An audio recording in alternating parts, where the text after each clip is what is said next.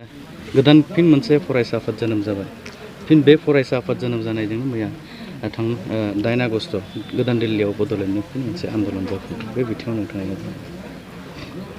आन्दलनखौथ' मोजां गाज्रि बुंनायनि बाथ्रा खोथाया बयहाबो राइट थाबाय। बेबो मोनसे राइटआव गोलैबाय। जोंहा बर'फ्रा आलादा रायजो जाथ'वाखै।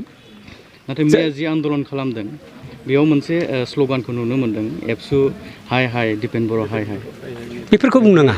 औ, आं खावलायो दुलाराय बर' फरायसा आफादा मोनसे जोंनि आगोमा गौथुम। दिनै बयहाबो गौथुम दानायनि मोन्थाय थागोन। मोनसे समाव आंबो सानसुमा खुंगुर बैसुमुतियारि जेनेरेल सेक्रेटारिया जानाय समाव 1983 निफ्राय 86 हालागै आङो एसिस्टेन्ट सेक्रेटारिमोन। 1981 आवनो बिजनि बरलागावआव आं एसिस्टेन्ट सेक्रेटारि जादोंमोन। नाथाय गोबां खोथाखौ लानानै बेखौ रिसाफल खालामनाय जादोंमोन अदालगुरिनि कलेजावनो। बिनि उनाव आं द्रप जायो।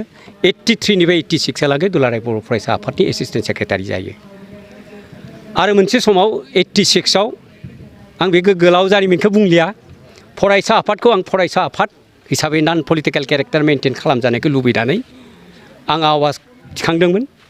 बेल'मोन जे थोंजोङै पलिटिकेल पार्टिजों इनभल्भ जानाङा, बेखौ हले आङो गोदो बुंदोंमोन। आरो बेनिफ्रायनो जोंनि गेजेराव एसे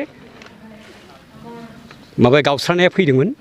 नाथाय आं भुल बुजिया फैदोंमोन। नाथाय आङो बेखौल'सो होनदों, फरायसा हिसाबै पलिटिकेलि कनसियास जानाया दिस इज आवर राइट, बाट मटिभेटेड जानाया खिन्थु आलादा खोथा। Being a student we should not be motivated, but we should be conscious, politically conscious. आंहा मा राइट दङ? Yes, we have must be conscious. आरो दुलाराय बर' फरायसाखौ ओरैबायदि फरायसा गौथुमखौ ओरैबायदि दानाय जादों। बे गौथुमखौ दुलाराय सोदोबखौ ओरैनो लायाखै, दिनै बुंनांगोन। अल बड' स्टुडेन्टस इउनियन बे सोदोबखौ ओरैनो लायाखै। जोंनि दाजेनगिरिफ्रा दिनै बुहुमाव थानाय बर' फरायसाल' नङा, बर' हारिया दिनै मालाबाफोर आसाम हादोरनि अनगायाव दिनै बेंगलाव दोङो, वेस्ट बेंगलाव दोङो, बुङो जोंनिया म्यानमाराव ब्रह्मदेशआवबो जोंनि थागिबि दङ। बेबायदि गुबुन गुबुन जायगायाव इउपिनि तराय होननाय जायगायाव दोङो। बुहुमाव जेसेबां जायगायावनो बर'फोरा थाया मानो, बै बर'फोरा जाहाथे वान आमब्रेला नन पलिटिकेल मोननैसो अर्गेनाइजेसनाव थानांगौ, बिनि सिङाव थानांगौ। जायखिजाया राजखान्थि हान्जानि मानसियानो जाया मानो बेखौ अनसायो। बेनो जाबाय बर'फोरनि गेजेराव दुलाराय बर' थुनलाइ आफाद आरो दुलाराय बर' फरायसा आफाद। दिनैसिमबो आङो अनार खालामो बर' थुनलाइ आफादखौबो, बर' फरायसा आफादखौबो। नंगौ 1986 आव जोङो इलेक्सननि बिथिंखौ लानानै गावस्रा गावस्रि जादोंमोन। आरो आङो 95 आव जों रायलायलायनानै आगोल बेखौ फोजोबना लादों। नाथाय मोनसे खोथाखौ बुंगोन, पलिटिकेलि कनसियास जानांगोन, नाथाय we should not be politically motivated. बेखायनो आङो बेखौ थाल लानांगोन। आरो सोरबा फरायसा गौथुम आबसुखौ नाम लानानैथ' दाबावाखै, बा सोरबा चेलेन्ज खालामनानै दाबावाखै, सोरबा दाना लादोंबा इट इज अलस' देयार राइट। आरो खोथाया जाबाय थाल्ला, बेफोर जाबाय हागोन जे आलादा रायजोआ बर'लेण्डआ गोदोबो नों आं दहायनो होनबावदों, बर'फोरनि रायजोनि सिमाङा, रायजो बिनायनि सिमाङा उदांस्रिनि उनाव 1967 निफ्रायनो पिटिसिया 22 बोसोर आन्दलन खालामबाय। आबसुनि नेतृत्वआव 6.5 बोसोर ना 6 बोसोर आन्दलन जाबाय। एनडिए बे हाथियार लानानै 36 बोसोर संग्राम खालामबाय। पिडिएफआ बड' हादोर मुं दोनबाय। माने इउटिएनएलएफआ ट्राइबेल लेन्ड दोनबाय। गोबां गोबां नाम दोननानै, मुं दोननानै बर'फ्रा आलादा आलादा समाव आलादा रायजोफोरखौ बिनो थाखाय आवगायगासिनो। दिस इज आवार स्पिरिट, दिस इज ब्लाड डेट स्पिरिट। बेनि थाखाय सोरबा सोरबा गौथुमा खालामनानै आवगायलाङोब्ला जोंखौ बेखौथ' बादा होनायनि बाथ्रा गैया। दिस इज राइट। बनसुखौ एबसुनि हेंथायै बा बिटिआर गोरोबथायनि हेंथायै जोनोम जादों होननानै गोबाङा दिनै सावरायदों। बेखौ गोबाङा सोर बुंदों बिसोरनोबो सोंबानो जायो, आंलाय मानो बुंबावनो। दिनै नोंथाङा सासे बारग' दैदेनगिरि हिसाबै नोंथांनि नोजोरा नङा, आंनि नोजोरनि बाथ्रा नङा। आङो फरायसा आफादा बयहाबो थायो। दिनैनि डेम'क्रेटिक डेम'क्रेटिक हादोराव दुलाराय बर' फरायसा आफादखौ दिनैनिल' नङा, गोदोनिफ्राय मान होबोनांगोन। दान्थे बिदान्थेया जागोन। दैदेनगिरिफ्रा सोरबा फैगोन, सोरबा थांगोन, सोरबा मोजां जागोन, सोरबा हामि जागोन। डिबेटआ जालांबाय हागोन।